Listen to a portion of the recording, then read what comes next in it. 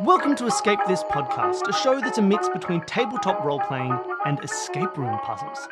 This is the 6th episode of Season 15, and is the start of is it a 5-episode? Yes, it is. Connected, but it's a little different than how we've done a normal connected arc.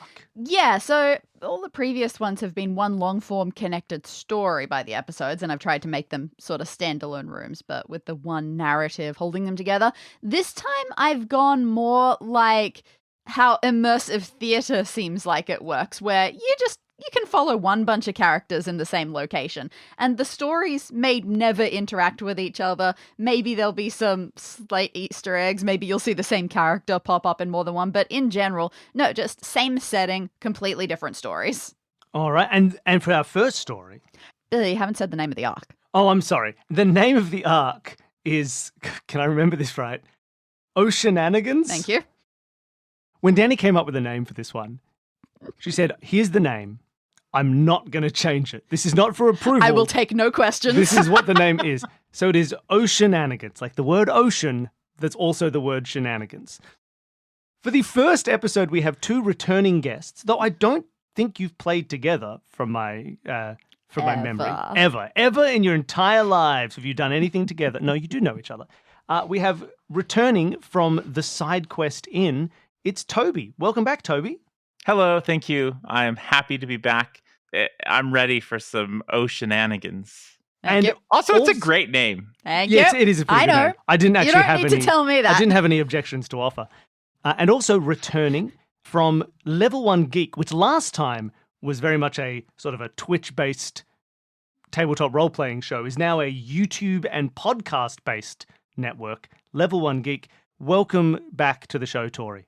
Hi, thank you for having me back. I'm so glad I didn't fail miserably enough last time that you guys were like, never again. Never again. No more Tories. I know we're really excited to have you back. So I introduced both of you in the context of the tabletop role-playing shows that you produce and star in and create.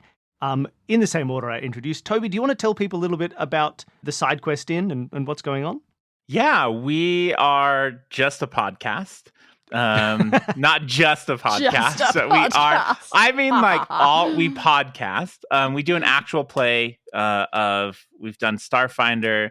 We're currently doing Outlaws of Alkenstar from Paizo. It's Pathfinder 2nd edition, and it's a good time. Yeah, lovely. It's a very fun show. I've always appreciated. I think you have a good way of and you're the game master for the show.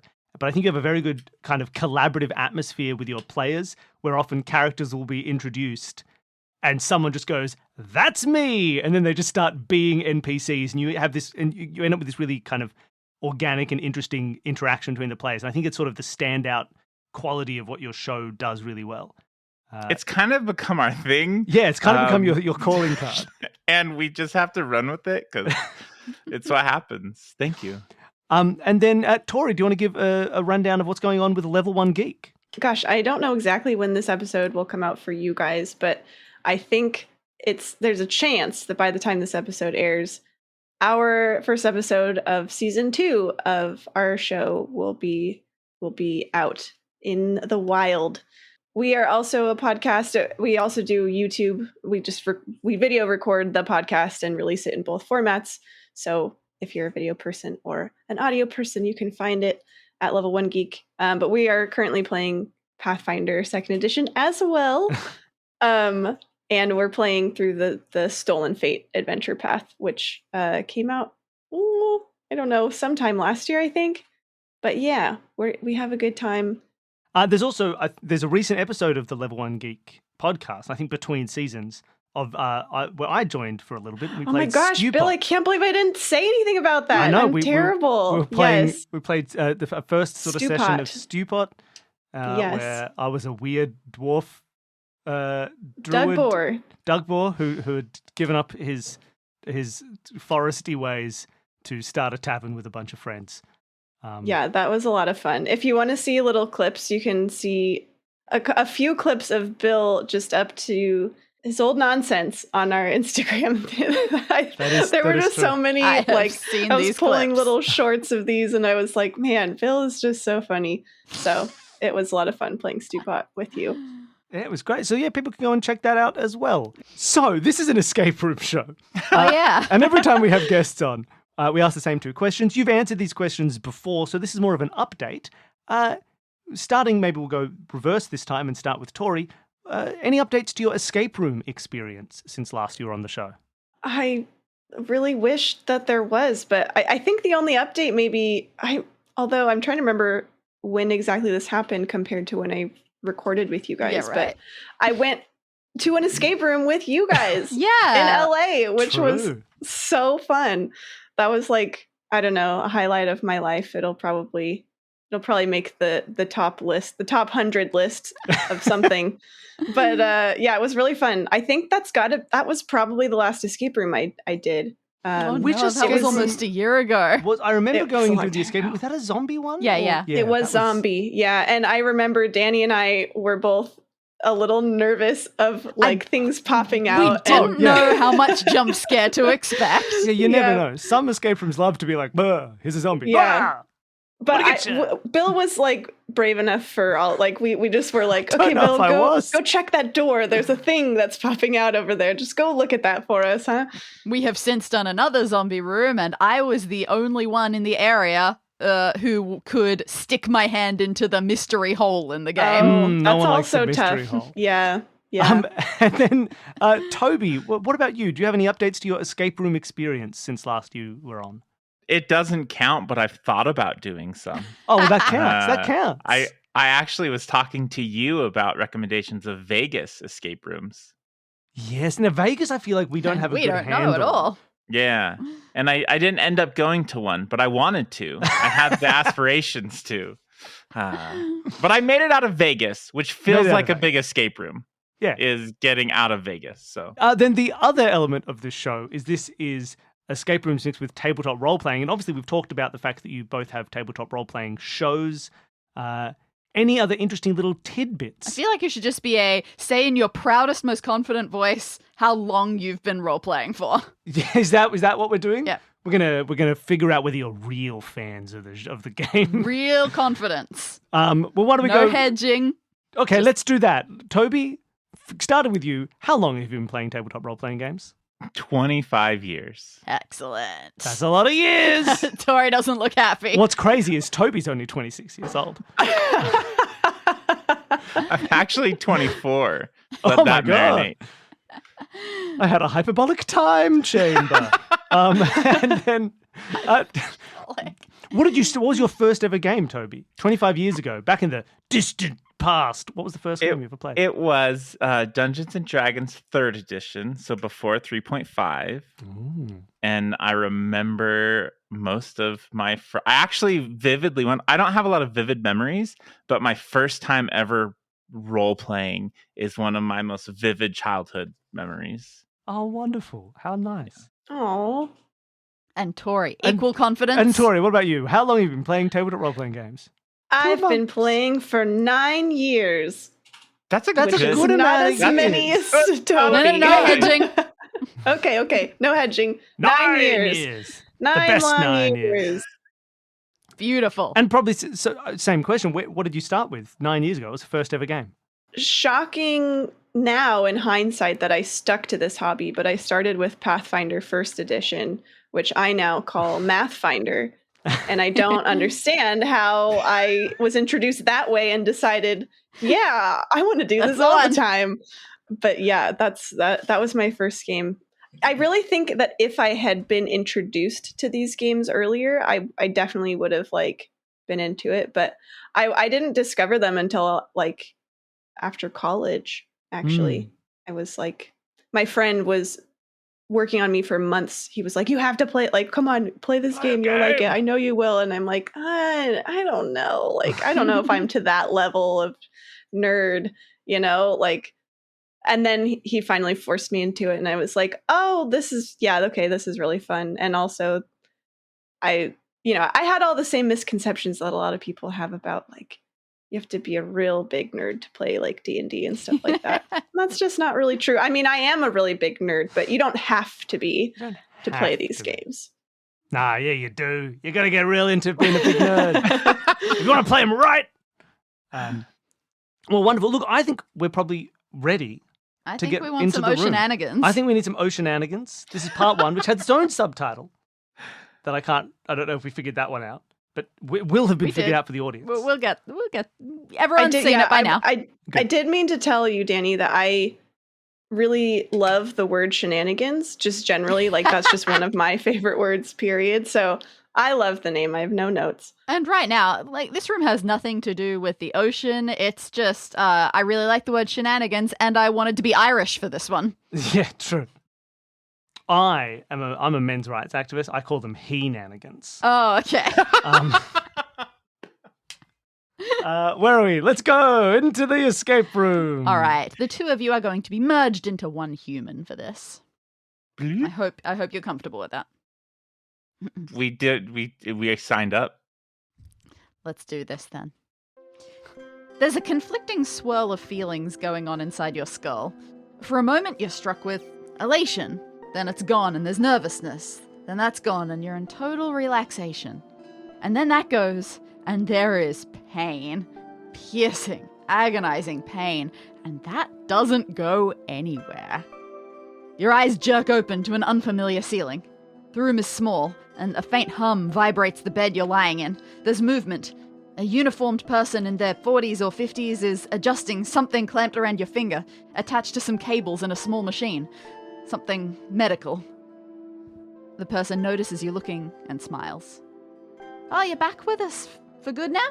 You've been in and out. The machine beeps and they remove the clamp from your finger. With some effort, you see they have a name badge on that says George. You have a lot of questions. Oh, well, I assume you don't remember what happened. There was an accident in your room, which will now be comped, of course. You'll be upgraded to a suite for the remainder of the voyage as soon as you're better. For now, stay and rest. Voyage. Something clicks into place there. You're not in a building, but on a ship. A cruise. George peers at you. You're still a bit woozy. All right, let's do some checks then. What's your name? Do we know? Does anything leap to mind? Here's my suggestion. You're Toby and you're Tori, and you've been squished together into one person. So why don't you combine your names, Toby and Tori, into Tori? Or Torby. Ryby! You take the bottoms. I don't know. What we don't remember our I like Torby. It takes you a bit longer than you would normally hope, but after a moment... There's a moment where you remember your name is Torby, and then you go, wait, that really? Can't be right. Torby? Do I want to share that? That doesn't feel like it's a human this name. is an opportunity, or one opportunity to change your name forever. You say Torby, and George says, oh, good, we found your ID, and that matches, so great. Do you know today's date? Yeah, it's September 8th. Ooh, but 34. It's the 15th. 2034? It's the 15th of April. You were pretty far away there. But of course, sometimes the sea can muddle a person, so it might not be the head wound. Last question. And this one is the most important question of all. Do you know the name of the ship we're on? And I tell you this is the most important question of all, because I have not named this ship. For this entire mini arc, this will be the name of the ship. I don't want to say I don't want to just speak out of turn, Tori. Well, I'm racking my brain, Bill. I'm trying to remember the name of the stupid ship from Stewpot. Oh, true. I was going to say, this is your chance. This is the SS, the side quest in. Wait, let's come up with a combo name. So, like, A combo name between what? Meatball Level 1 and Geek spaghetti? and Side Quest in. Because I was going to say meatball. Meatball. The perfect combination. Meatball. Who named this ship? It's spaghetti. How about spaghetti and meatballs? It's a mouthful, but it's good. Do you hate that, Danny? That's their motto. Yeah, just double checking. It's a mouthful. You are committing for the rest of this arc that it takes place on the cruise ship Spaghetti and Meatballs. Yes. People signed up. Meatball. Spaghetti and meatball. Okay. Oh, just one. Those were the two founders. Spaghetti. Yeah, and it's meatball. a cruise line from Jonathan Spaghetti and Andrea Edna Meatball. Yeah. Okay. I'm good with that. I'm just not. like the. Hey, you said that Yeah, be careful what you wish for, Bill. I wished for nothing. Bill has no stake in this. We like the finer things.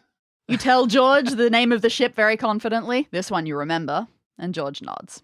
Well, in my professional opinion, you'll be just fine. Take a nap. You want to, but there's something itching in your blurry memory. Something very, very important. You're supposed to be meeting someone. You all but leap out of the bed, ignoring George's protests, and race for the door. Your head throbs, and for the first time you notice you're wearing formal clothes, now very scuffed and ragged. It's like you were pulled out of a landslide. What happened? Well, you can't focus on that.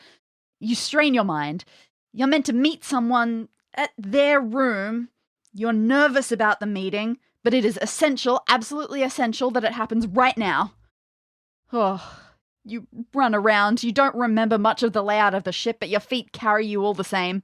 Finally, you reach a hallway of cabin doors, and you swallow. There are dozens of doors on each side of the corridor, and multiple floors.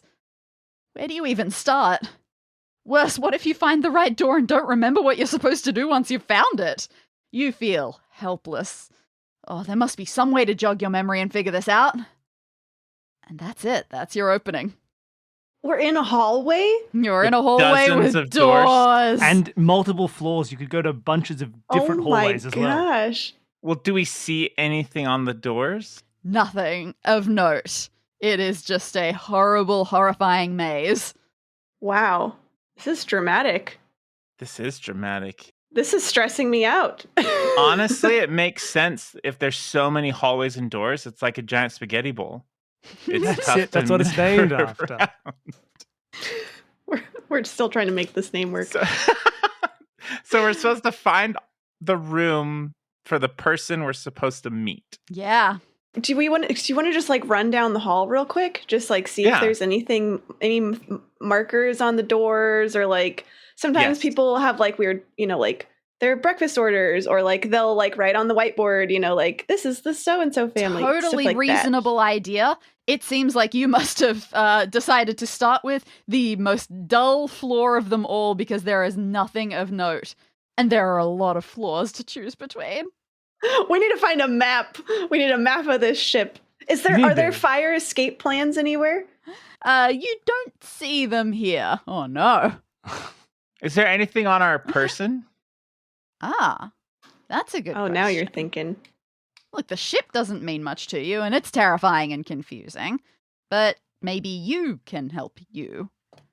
You turn out your pockets.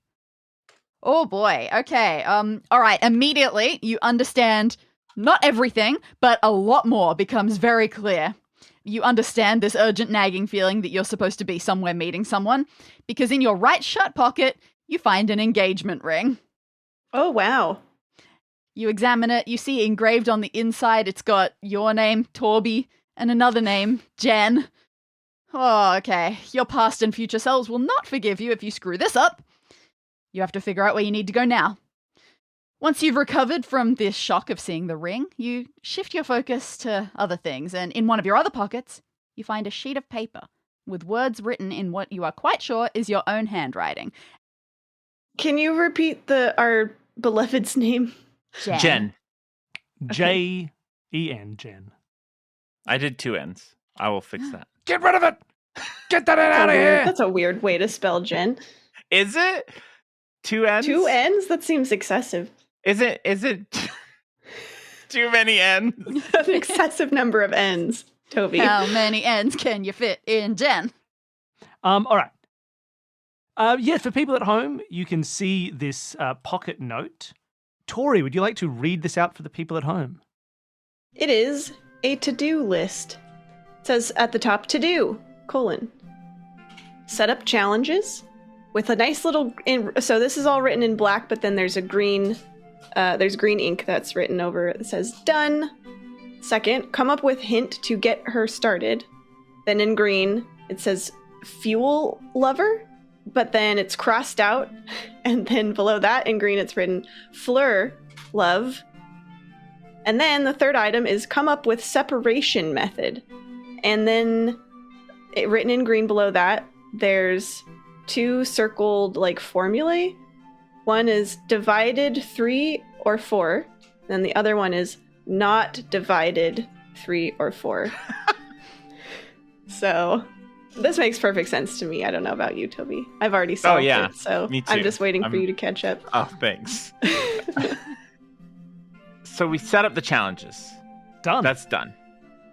Come up with hint to get... Okay, so this hint, this Fleur Love, is the hint to get her started. Do you think the hint initially was Fuel Lover and then changed to... Because Fuel Lover sounded kind of gross. I mean, maybe. It just wasn't very engagement-y. Yeah, it's not very elegant. Fleur is French. It's, that's I see. A romantic language. Love, of course. So I don't know if we care about the meaning of this. I don't know if it's just like a letter scramble or if it's like we should be looking for flowers. Fleur is French for flower. So flower love? I will in no way require you to know French in order to do this. I think you're onto something with I think the clue is because it's crossed out and respelled. I think what you said is probably the right path. Like it's a scrambled it's some kind word. of letter scramble. Yeah. And then come up with separation method. I have no idea what to do with that. I guess division is dividing is another word for like separating. I don't know what this separation method even means though. No, fair. What if the Fleur Love? What if it's floor 4 or level 4? Because you can spell level and 4 in. That makes sense to me. That hint. Should we go to level 4? Yeah. What level are we on right now? Do you even know?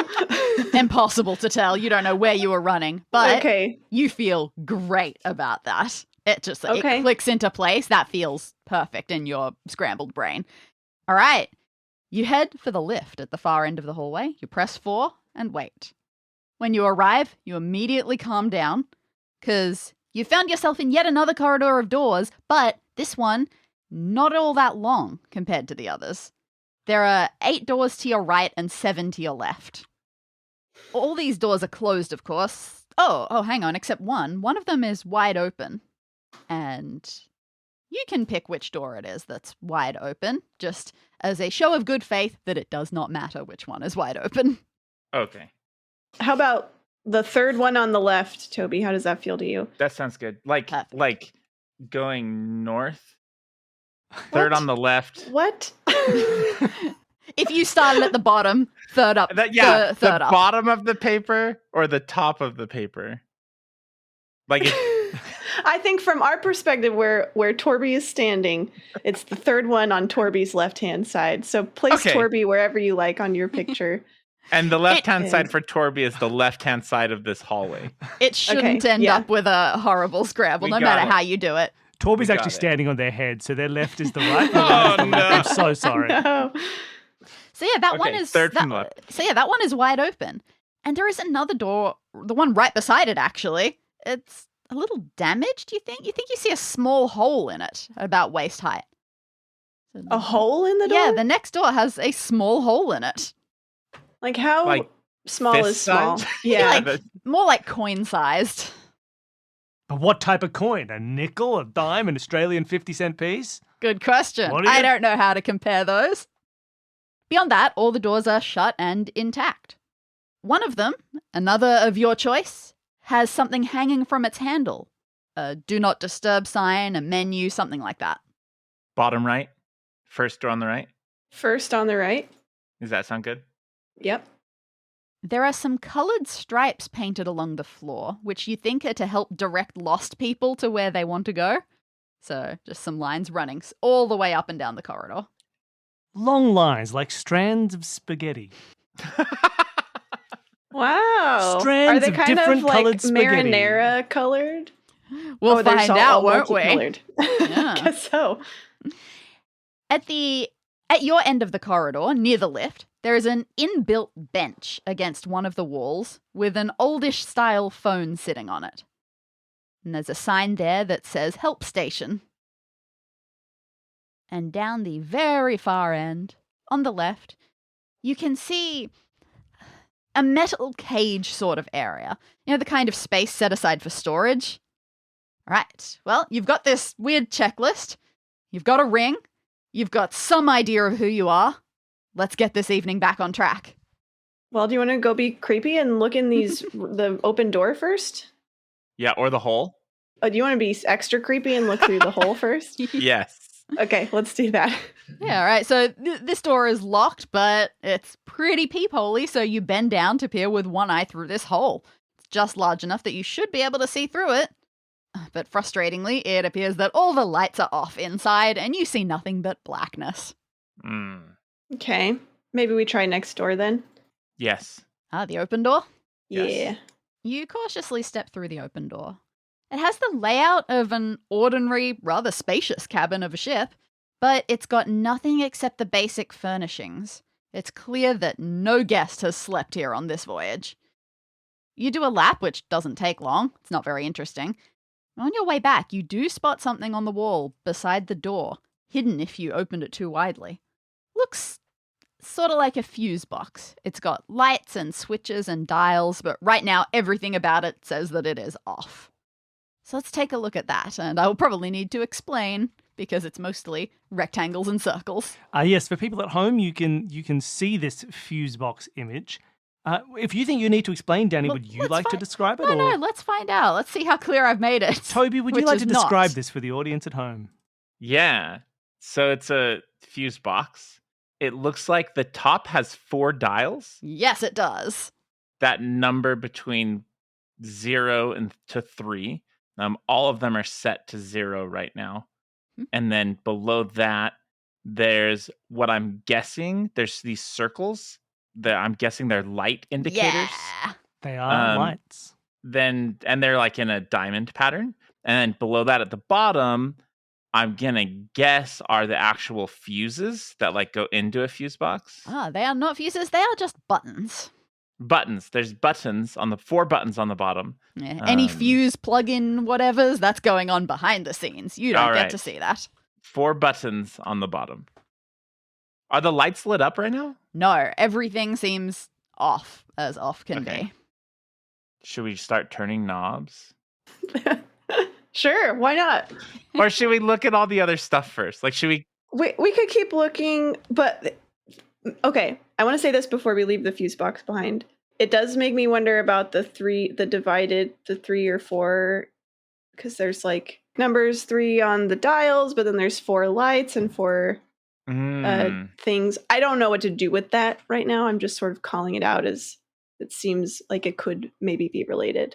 But I mean, do you want to just turn one just to see what happens? Yeah. I love that idea. All right. You pick one of the dials, I don't know, the leftmost one. You spin it around a bit. Nothing changes about the room as far as you can tell. I don't know, maybe it's broken. The dial does feel kind of a bit gross and leaves an oily residue on your fingers. Ew. Maybe some internal mechanism is leaking and nobody's bothered to fix it. I mean, just in case, you try the next dial. This one isn't oily at least, but it is freezing under your fingers. Doesn't feel like it's been switched on in years, and no surprise, it does nothing as well. Nor do the other 2. But those you notice feel different as well. The third one is kind of bumpy and coarse, and the other one, the last one, is mostly smooth, but has a little pointy bit on the underside, right where your thumb sits as you turn it, which is super rude. Can we push the buttons? Let's push the buttons. Which button would you like to press? The left. Leftmost one? On the panel, 3 of the lights switch on. The top one, the left one, and the right one. Push the next one, I guess? You push the next one, and the top light and the right light switch off, but the bottom one switches on. So when we push the left button, what 3 lights turned on? All of them except for the bottom one. Okay. And then we pushed the next one. Push the next one. Yeah. And the top light and the right light switched off. Yep. But And the now bottom the light other 2 are switched on.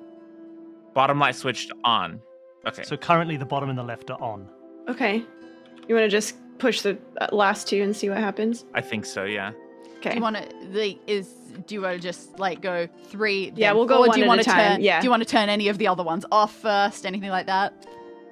Well, now I'm feeling like maybe we should, but I didn't have... Whatever you want.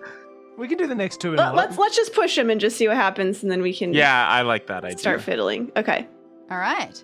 You press button 3, and those two that are on, both of them turn off, and the right one turns on. So now only the right one is on. Okay. And then the final button. And button 4, the other 3 all turn on, and the one that was already on stays on. All 4 of them turn on. And suddenly, the entire fuse box gets a bit of a buzz to it. You think it's working. Did we just You found the accidentally troll turn it on? solution. That's Yes. amazing. Okay, Toby, we're so good at this game. we have power. now we need It's to always turn one of those things, whenever you have puzzles, that some things turn on and some things turn off. I've remembered this, like, ever since Spyro the Dragon 2. There is always a troll solution where it is incredibly easy and you can do it incredibly fast, and overthinking in any way is your enemy. I almost, Tori, you saved it. I was going to say, yeah, let's turn them off because it fills the path, but that's I good. did. I chuckle now, Danny, at your little like dangling of. Do you want to turn any of the dials or Yep. do anything else? Look, I wasn't trying to lead you anywhere. I just wanted absolute clarity about your decision. Yeah, sure. Anybody playing along at home, each of the buttons controlled 3 lights. And so if you turned one on and those lights were already on, it would turn them off again. And it just so happens that 1, 2, 3, 4 is a perfect solution. We're so good at this game. We turn a dial.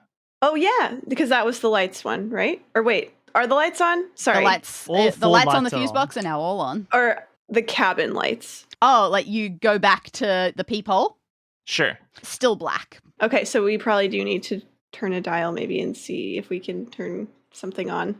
So we have the first dial is leaking. The second dial is freezing. Like it hasn't been used in a while. The third one's bumpy and coarse. And the last one is smooth, but it has a pointy bit on the underside where our Correct. thumb would go. But they all have 3 numbers. Yeah, I don't know what these are for. Should we turn them all to 1? Sure, let's turn on the oily one. You turn them all to 1. You keep your thumb well out of the way of the pointy bit of the last one. All right, they're now all set at 1. Do you want to go back to check out the peephole again? Yeah. You put your eye to the hole, and there is some light in there now. Only it's kind of weird, murky orange light. Your eye kind of has trouble adjusting to it. From what you can see, inside looks like a perfectly normal cabin, except it looks like there's something on the wall. It's so washed out by the color. You can't tell if it's writing, drawing, it's something. It's completely drowned out by this weird orange, and you can't quite pick it up.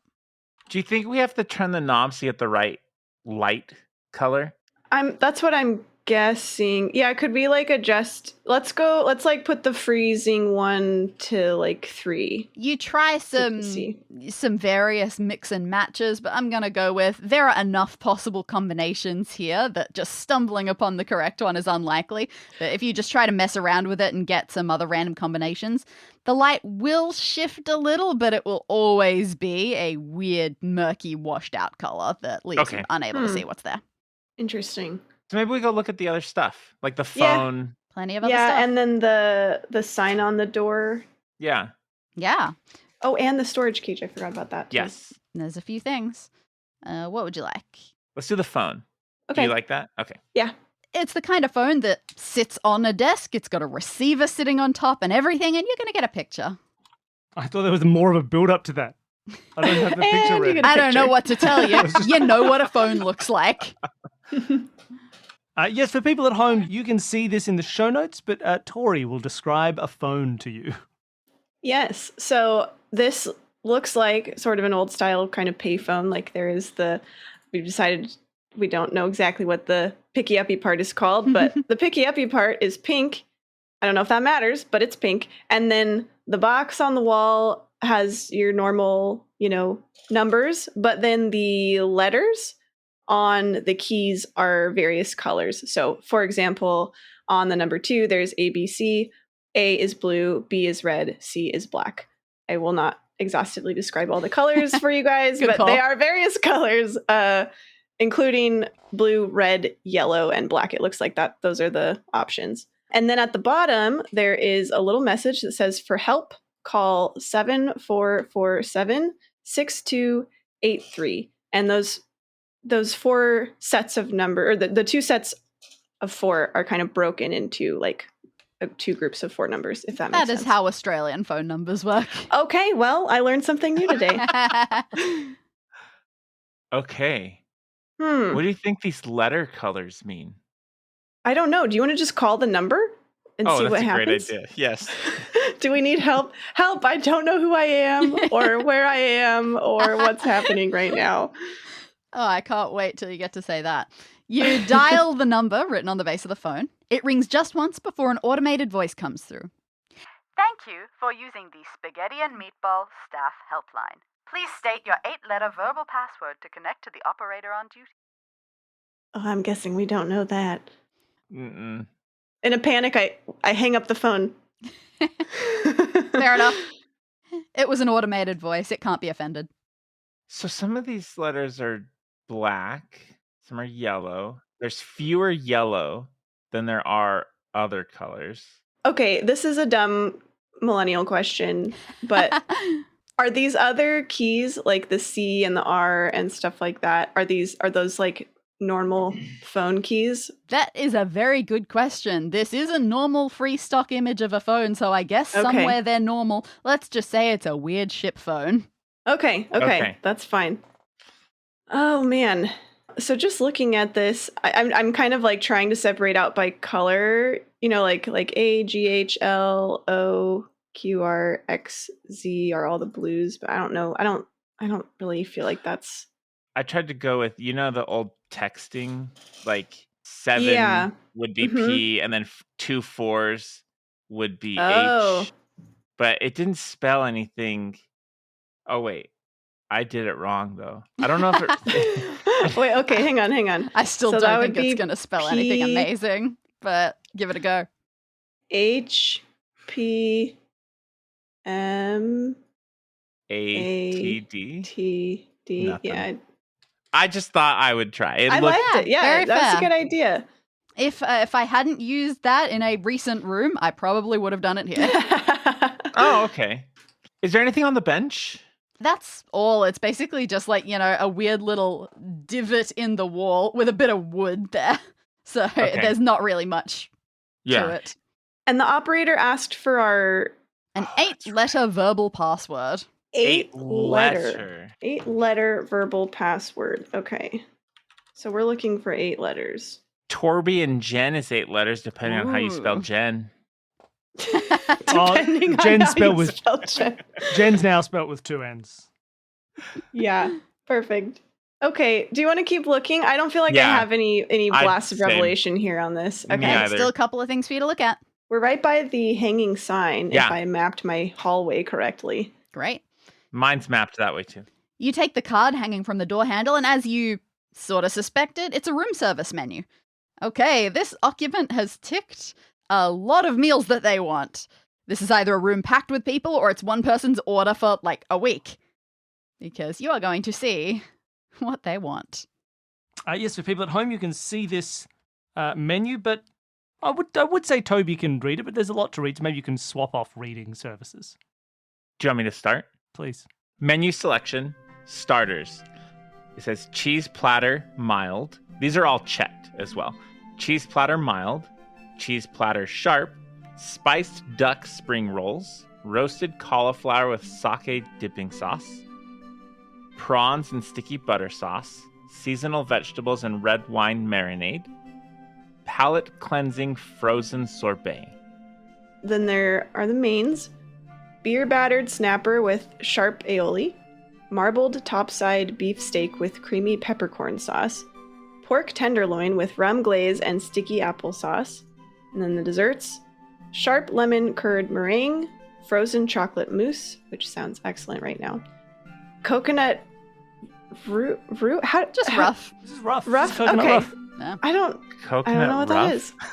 Coconut rough. To Australian. Either. Sticky date pudding, assorted frozen berry bowl. And then what does it say at the very bottom, Toby? For room service, please mark your order with clear ticks, check marks, and leave outside your door. And what have they checked off? All of the things Everything. that we just read. It made me very hungry. Yeah, this sounds really good. But backing up, what is coconut rough? I need to know this. It can come in various forms, but I want to say what it's would not you something say? you would usually get from a restaurant, a coconut rough. It would definitely be deconstructed, but it's I don't know, just Googling it right now. Me Google too. It's it. just a coconut. Is this Sort of like a Oh. chocolate crackle. I just have to know if this is a weird. But I shouldn't coconutty? say weird. Is this an Australian thing, or Probably. is this just something I didn't know about? It looks like no-bake oatmeal cookies. Oh, it Well, does except kind of. it'll be much chocolatier. That's not there won't be a hint of oatmeal in a lot of these. No, we do. These look, we make these chocolate no-bake with oatmeal, and I'm guessing this is coconut instead. It looks just like this. That Just seems like- pretty likely then. I tried to search. One of the search results was what's the history of coconut rough? Uh-huh. Coconut Rough were a short-lived New Zealand pop new wave band Oh. formed in 1982. Helpful. These people ordered a band? I would like coconut rough to come to my room and While I perform. eat everything on the menu. Okay, interesting. They're very hungry people. Can we knock on? Do you want to knock on the door? Is that Oh, weird? yeah. Can we do that? I Yes. want to see who's in this room. And say room service. Yeah, why not? Oh, good job. You knock loudly, insistently. You don't get a reply. Dang. Are they out? Maybe off enjoying cruise activities. Or hell, even if they're in, they could just be listening to TV loudly, having a shower, sitting on a balcony. There are plenty of reasons for not getting a reply. Okay. So looking at this, does anything stand out to you? No. Like there's 7 starters, 3 mains. Oh, 3 and then 5 1, 2, 3, desserts. 4, 5, 7. I don't know if that matters, but that's what stood out to me. Starters, Mains. Oh wait, what does our note say? I guess we already kind of used the started thing. Come up with separation method. I don't know if that applies here. There are still a couple of things for you to look at if you're still feeling uncertain. I think we keep gathering. Yeah. Can we take this with us for the moment? Oh, absolutely. Okay, they don't need this much food. They They'll don't be need that fine. much food. They're probably at the buffet right now, so this was just their backup plan. So the Okay, I metal think that just leaves the cabinet? storage Yeah. cage. There are a couple of other things that you could more closer look at, but we can go to the storage cage. Oh, right, the noodles, the not noodles. There are They're the not noodles actually as noodles. well. Colors. but yeah. Wait. Mhm. Pause the horses. Are the colors on the floor blue, red, and yellow? Huh.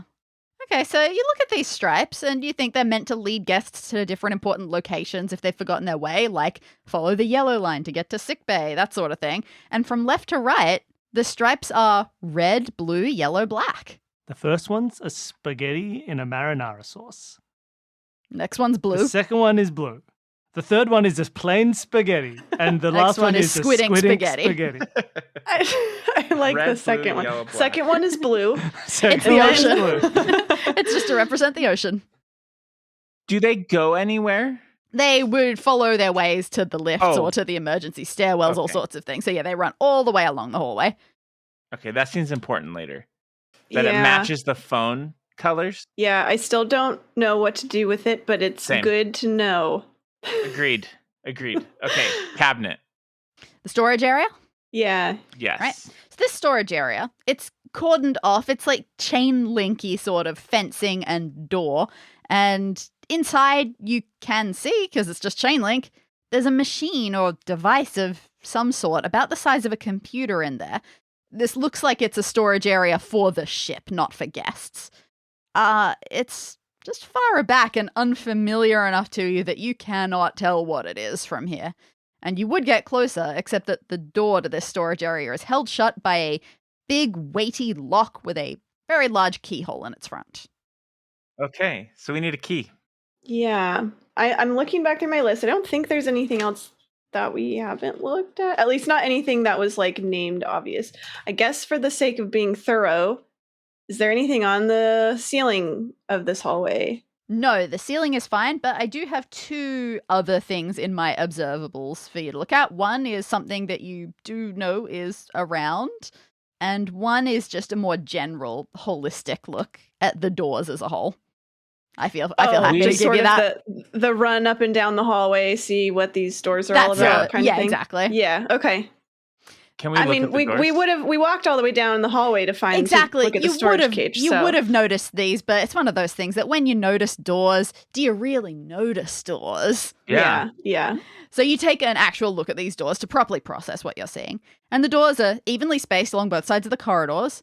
So from your starting position at the lift, your left-hand side has even-numbered doors from 2 to 14. And your right has the odd numbers from 1 to 15.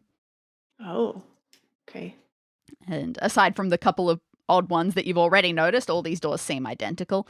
They have their number as a brassy carving attached to the top, door handle at hand height, and beside each handle, an electronic card reader. So the left side goes from 2. Yep. So just 2, 4, 6, 8, 10, 12, 14. So I wrote this out and I didn't get to the end and I hit 14. I missed some numbers. That's where I am in this process. Do you have 7 doors on your left-hand side? I do. And that's, I was like, how is this not making okay. 14? I got you, Toby. Thank you. Okay. And yep, on the right-hand side, 8 doors, 1, 3, 5, etc., all the way up to 15.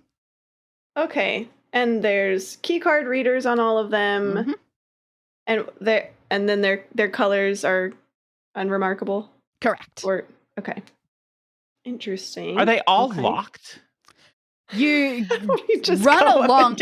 You run along doing that, and apart from the one that was already open with the fuse box in it, yes, they all appear to be locked. Okay. I also didn't do this the last time I was on this show, and it has haunted me since that time.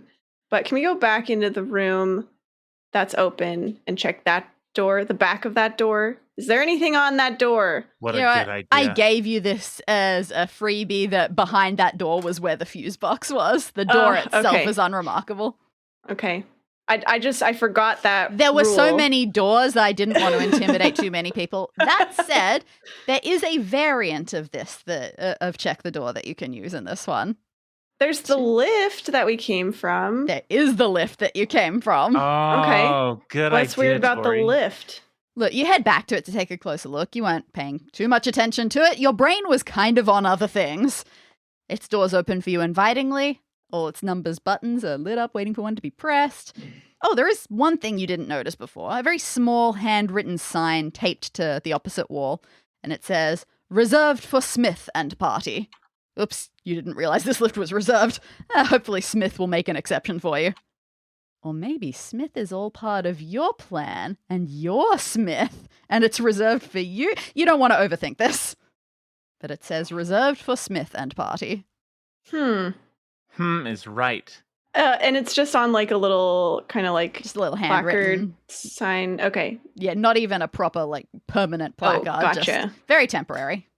Is there anything on like the back? Or no. It's just a little note. Okay. You've got all the information, and now I think you have looked at everything. Okay. Do you think this come up with separation method is in relation to the numbers on the doors? Because I guess what I don't understand is divide 3 or 4 is circled, but then not divide 3 or 4 is circled. Yeah. And it's like there's 2 like on either side or like, you know, if we could look at that as like one side of the hallway and the other side maybe. Okay. And then we still have those colored lights. We know that the fuse box changes the lights, but we can't just guess the number. But we weren't sure what something combos. We have gives us the 4 numbers for that light.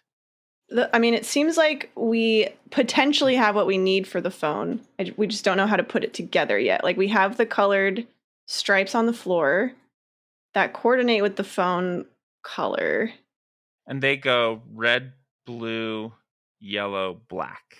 Do we need to maybe that order matters?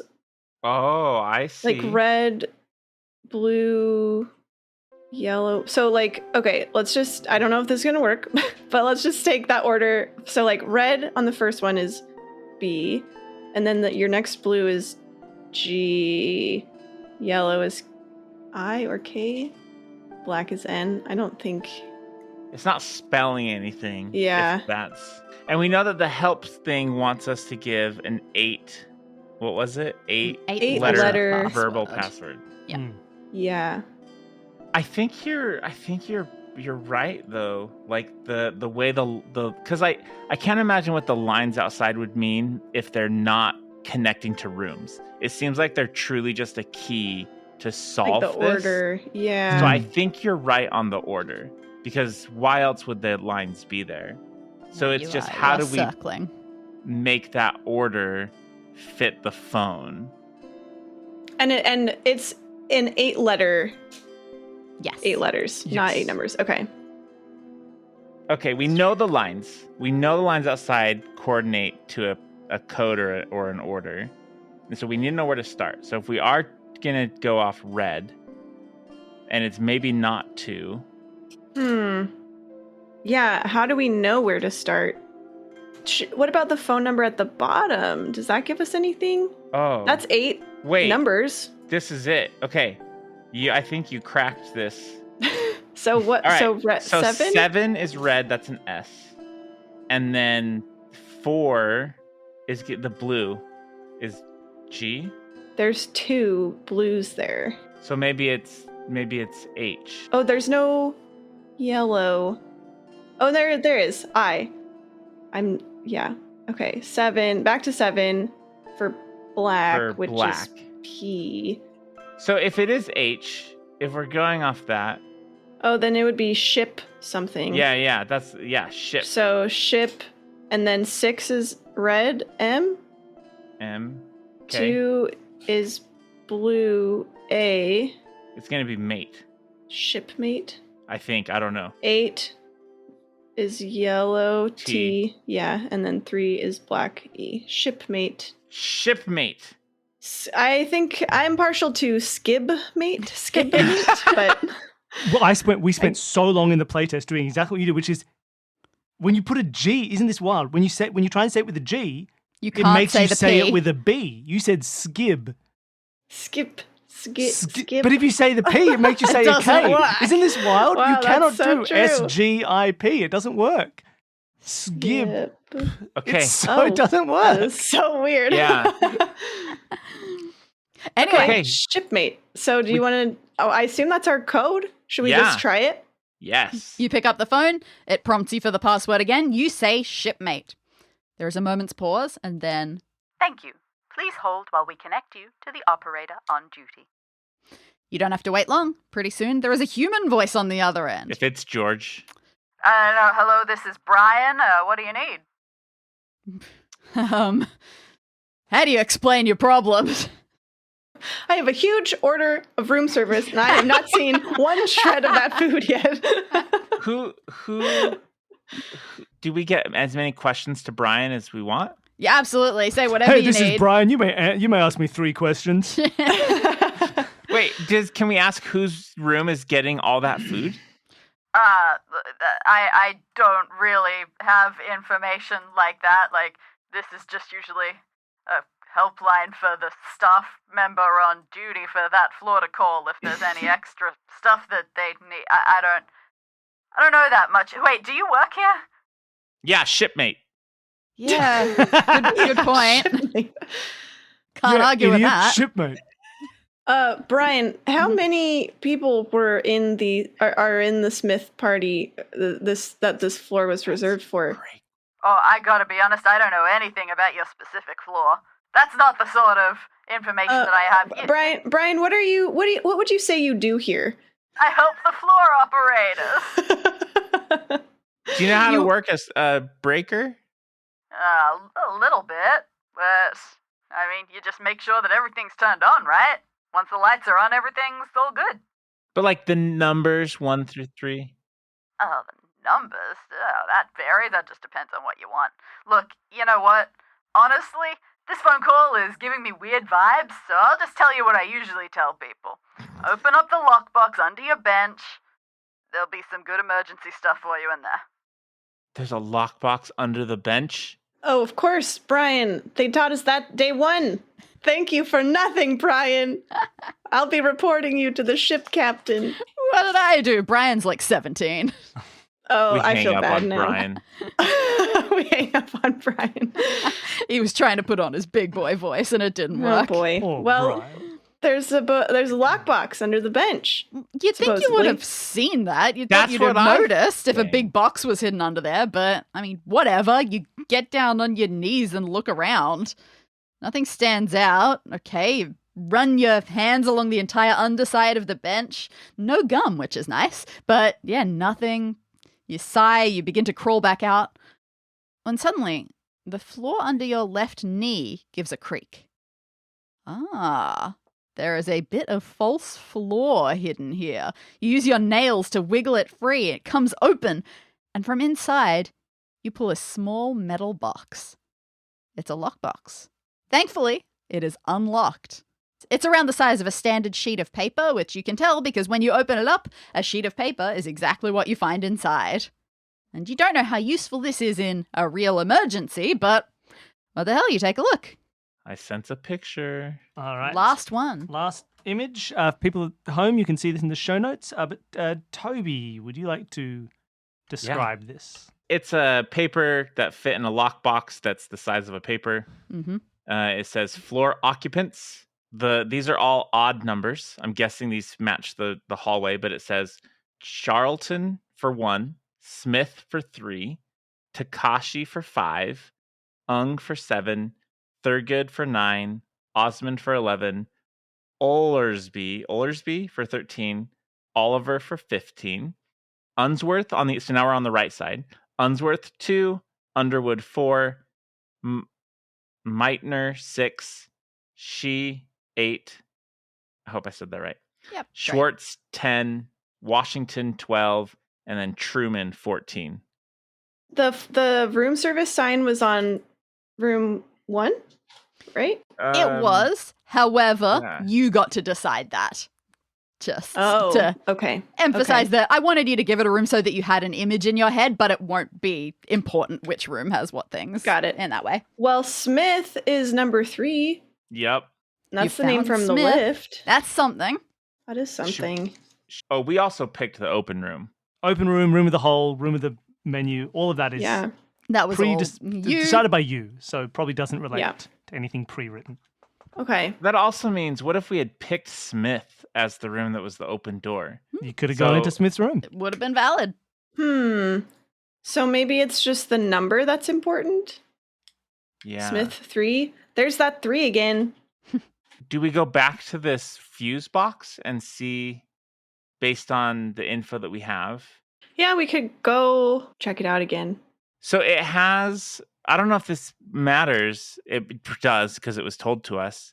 But the first one's leaking. The second one is freezing. The third one's bumpy and coarse. And the last one is smooth with the bit on the underside. Yeah, and the first one isn't leaking. Like, it's not dripping. It's just kind of got Oh. a weird, like, Oily. oily, sticky Oh, I see. stuffiness to it. Sticky. I'm going to put Sure. sticky instead. Hmm. And we need to get the light on in that other room so that we can see what's on the wall. Do you feel like this is our next step, Tori? We have this hallway. We have a menu of food. And we have dials 1 to 3. I don't know what to do with this menu. Yeah. What stands out to you about this menu? Maybe let's look at this for a second. For room service, please mark your order with clear ticks/check marks and leave outside your door. They did that. We have starters, we have mains, we have desserts. Yes.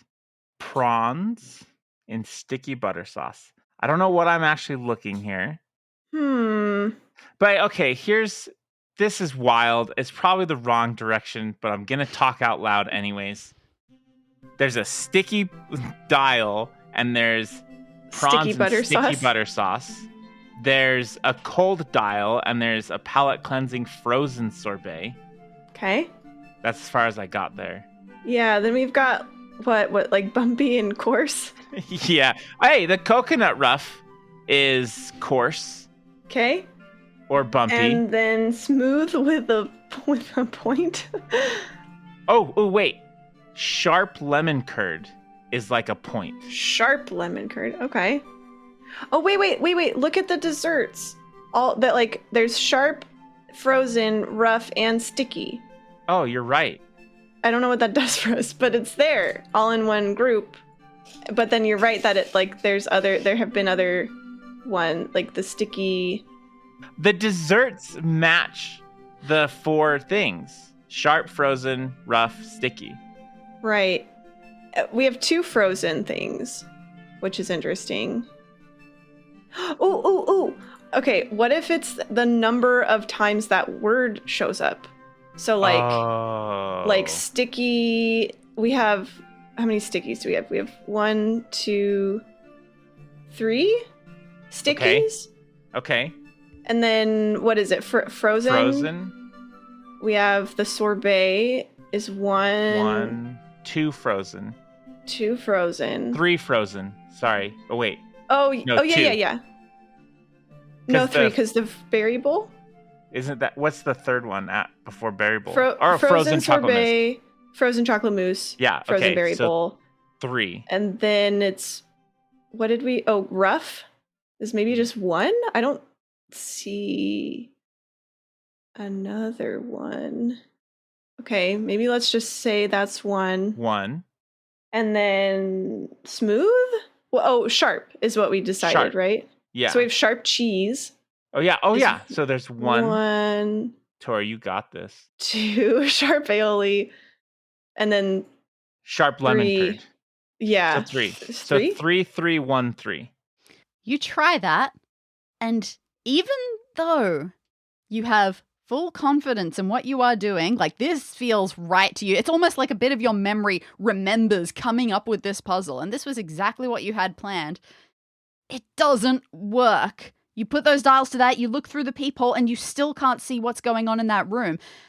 Oh my god, there must be like some extra bit of information to give you the absolute clincher on this one. This is so frustrating because you know that you've done this right, but there's some other tiny thing going on here that means you're just not there yet.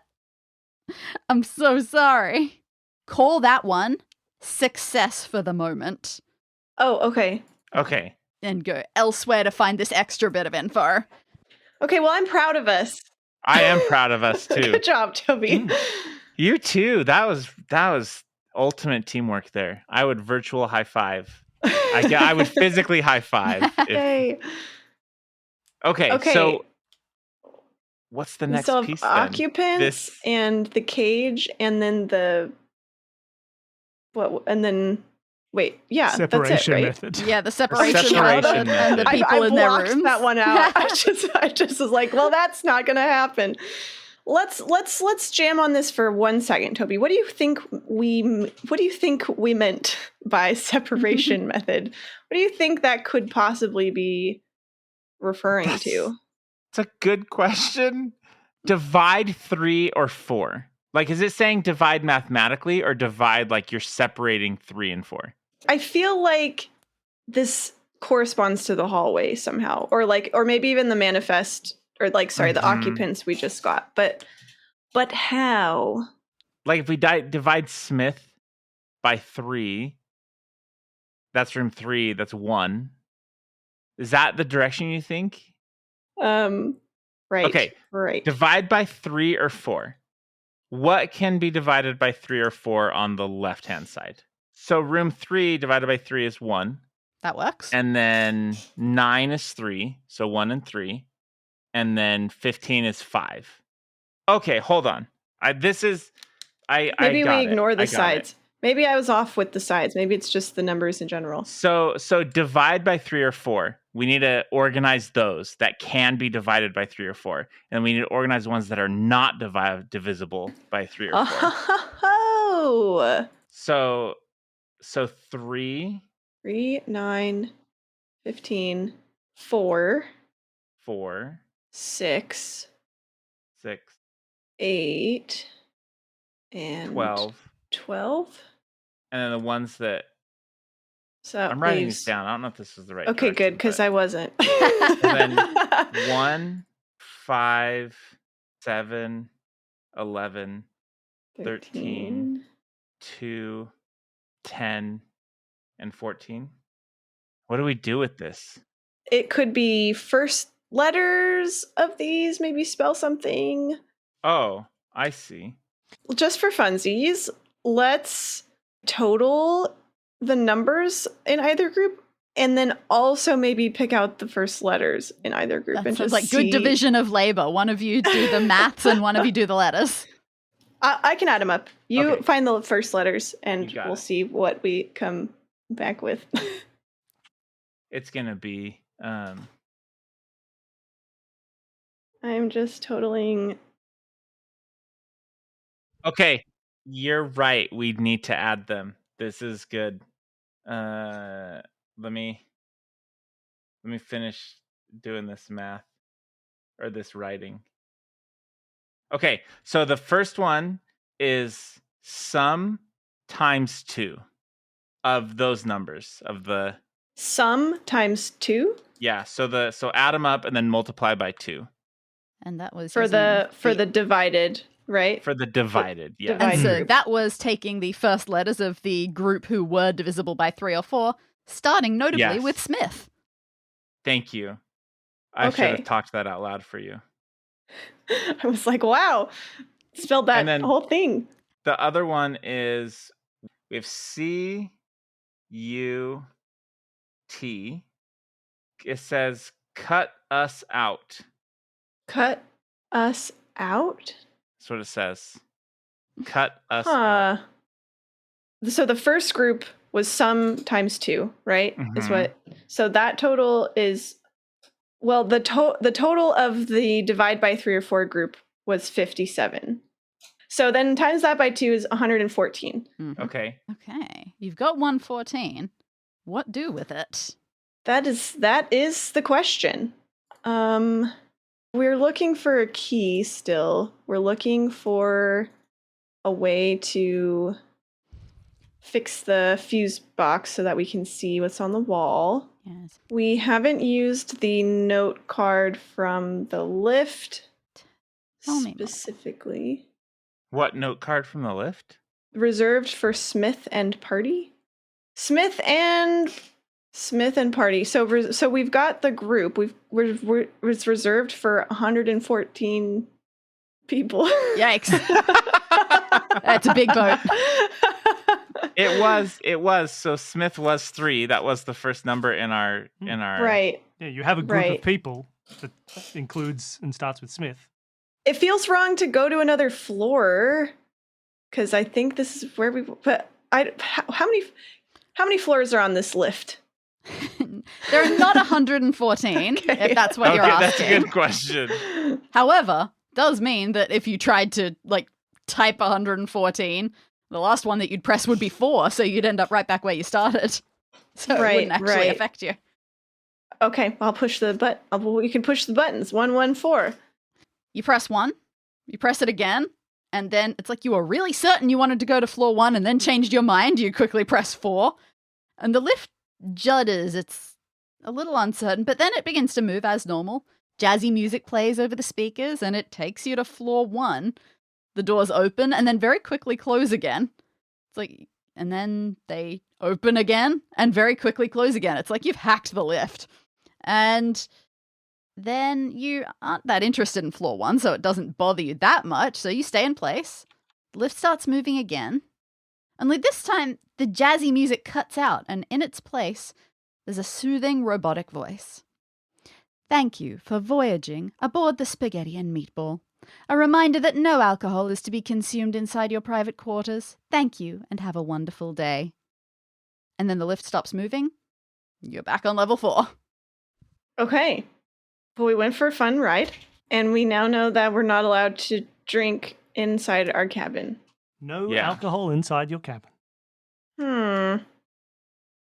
And And there wasn't any alcohol on the menu. No, there was beer battered snapper, but And rum glaze. I don't know what that does for us, though. Maybe. There's beer. It's beer and rum. Is there anything else? all right, let's Red see. wine? Okay, it's weird now. There's enough stuff that it's Where's weird. the red wine? There's red wine marinade in the starters, the seasonal vegetables. Oh. What does this do? Okay, how I much see- alcohol is there in the room? Oh, sake? Yeah, it turns out this person has indeed tried to order a few things with alcohol that I suppose must only actually be available if you go up to the restaurant itself. And they cannot be delivered to one's room. There's 3. There's 3 alcohol? I think Do you there's count 3? 4. 4? There's sake dipping sauce, red wine marinade, Okay. beer battered snapper, and Okay. rum glaze. Okay. I don't see anything in desserts that. What did we have? Because we're still trying to. I think we had to figure out the dial. And I think this is a path to the dial. We picked counted the number wrote it of like here. sharps and, stickies and stuff like that. What was our Oh, number? I didn't write Was that there down. one? Did Yeah, we you get had something 3313. wrong? Is it that we shouldn't count the alcohol ones? Oh my gosh, Because Tori. okay, the sake one doesn't matter, I don't think, and the seasonal vegetables don't matter because those weren't ones that we were using. But then we have beer battered snapper with sharp aioli, and then Okay, we have the pork tenderloin with rum glaze and sticky. So we need to maybe take one from sharp Yep. and one from sticky. Yep. And sharp was the Sharp last was- one. Yes, So that's going to be a 2. And then the sticky was the the first one. one. So 2312. You turn the dials to 2312. Whew. And once again, you go back to get a look through that peephole, and you can see. At Oh long my last, gosh, at Tori. long last, you can see. The lights in there are normal white light, and you can see it is words that, well, they're not written on the wall. Someone's just put a piece of paper on the wall, taped it up there. The words are big and bold and legible. It says, false bottoms. And maybe it's just a smear in the lettering, but you could swear that last letter just a little bit bolder than the rest. It's just a little bit of emphasis on that last one. Okay. So there's multiple false bottoms. So the last one has emphasis. Mm. Is there a false bottom on the lockbox? Yeah, I was thinking that. You check the lockbox again. Surely it's not big enough to have a false bottom. Still, you press at it from a few different angles, knock at it from the underside, and one of the corners pokes up a little bit out of position. So you hit at that spot again and again until the entire base of the box pops up, revealing a second, much narrower layer. And in this layer, what are these? Playing cards? No, that's the spaghetti and meatball logo. Oh, these are room key cards, but they're totally blank. You can't quite remember what they're supposed to look like, but you're pretty sure it's not this. They must be inactive. But you got a bunch of room key cards. Maybe we have to use the weird machine thing to activate them. The machine thing in the storage cage that we couldn't quite tell what it was. I don't know. I used to work in a parking booth in college, and I had to load the little parking cards into this machine that activated them or deactivated them. So that's just what I was picturing in my brain. But we need a key. We still need a key, and all of these are blank. Yes. And the S is emphasized. Yeah, don't forget. Yeah, this that false part. bottoms. Can That we was hit one the false box bottom. again? Oh, there's 2 false Is there bottoms. another one? There's another false bottom somewhere, not the lockbox this time. Okay. That one's tapped out. Okay, where else have we... The phone? Can we check It's for not the phone. the fuse box? We tap the bottom. It's not the fuse box. Ugh. What else could it be? Wait, what if there's a little crawl space under the cage? We check the cage for a false, to open up. You look at the bottom of the cage, and the cage actually feels like it's solidly built into the floor. But while you're on the floor checking it, you look up at the lock itself. That was my next guess. And from this Ooh. angle, you can see there's something not quite right about the bottom of this lock. You put it in your hand. It's convincing. Doesn't feel fake, but you feel a slight wobble as you press along the bottom. You prod out a bit more purposefully, and next thing you know, the entire lock splits in half. It was never a lock at all. It was just a hidden sort of latch mechanism. Oh. You never needed a key. All right, well, not wasting any more time, you pull the rest of the fake lock away from the grated door and you head in to examine this weird device. And you're not wrong, Toby.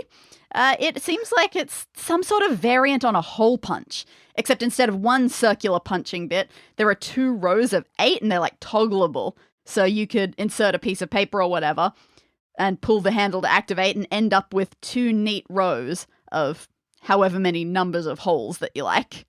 There's 8 holes on, like 8 punches on each side? Correct. You could make up to 2 rows of 8. Interesting. Are we trying to get into Smith's room?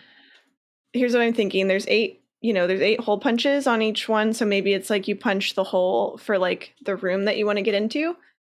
But it is weird that we could just freely pick whatever door was open. So yeah, I'm wondering how that lines up. Now, you do have a few blank cards, so you do have some room to pick and choose. You try that, like let's just say you want room 7. So you just put it down to activate to cut a hole in where room 7 would line up. Stick a key card in, hole punch, it works. You now have a key card with 1 hole that lines up with room 7. You go up, you put that in its electronic card reader. It doesn't work. So that is not how this functions. Okay. So we did have that clue that said cut us out. And if this is like a hole cut us out. puncher, Cut us out. Oh, but we want to do 1, 2, 5, 7, 10, 11, 13, 14 holes. You take one of the blank cards, stick it in the hole punch, make those settings, and cut. It worked, and it definitely, this clicks in your brain as more familiar for what these key cards are supposed to look like when they're activated. You now have a possibly functional key card. What makes sense to do with it? Try the doors. There aren't that many doors here. Now that you've actually got a key card that could work, can't possibly take very long. So you take your perfectly formed key card and you head for the nearest door. You insert it into the reader. Okay, rejected. Okay, next one. Look, it takes a few tries, but eventually, card into reader. And which number door is your favorite? Smith. That feels yeah. Okay. For no particular reason, by sheer coincidence, that one, you get a little green light and a click inside the door mechanism. You have found your room. You take a breath, you push the door open, and a wave of fragrance hits you. The room is full to bursting with flowers of all types and colors, and when the combination of all their smells goes into your nostrils and up to your brain, it brings with it all of the flood of your memories. You and Jen, your years together, her face is etched into your mind. It couldn't possibly ever leave. Your awkward puffy climb up the ramp onto the spaghetti and meatball with your really heavy suitcases. Your mad scramble for the last day and a half to put together a scavenger hunt that Jen could solve to arrive right here, a premium cabin, so she can enjoy every luxury before the main event of the evening. Wow, smell really is the memory sense. This is, so much better. And then Jen herself walks out from the little cabin bathroom, hair damp from having just gotten out of the shower, so there was no way she could have heard any of your hallway shenanigans. You're filled with an overwhelming sense of relief. Everything is good now. Everything will be okay. I mean, you did get a pretty bad hit on the head, but, you can work with that. Jen blinks in surprise, taking in your shoddy appearance. What happened to you? I mean, look, thanks for the scavenger hunt. It was amazing. But what happened to you? Yeah, you do still very much look like a person who had a terrible accident some minutes to hours ago. You still really have no idea what it was. That's stupid amnesia. Well, you take a seat on the bed and you tell Jen your story. The bits you remember anyway. And then, your fingers nudge at the ring in your pocket. You can finally start to get the night back to what it was supposed to be. Yay! That's the end of your story. Jen, you're the love of my life. I could never forget about you. I've been to hell and back, even though I don't remember. How to Please spell your marry name? me. How do you spell your name? I tried to write it on the inside of the ring. Did I get it right? I know we've never spoken, and I've only been watching you from afar for 7 years. And I know that when you booked this cruise, you didn't know I had booked it as well. Don't ruin this. This turns into a horror movie. Congratulations. That's funny. Thank you for listening to Escape This Podcast. Don't forget to tune in next week for Podcast This Escape, where we debrief with our guest and discuss the escape room that we just escaped from.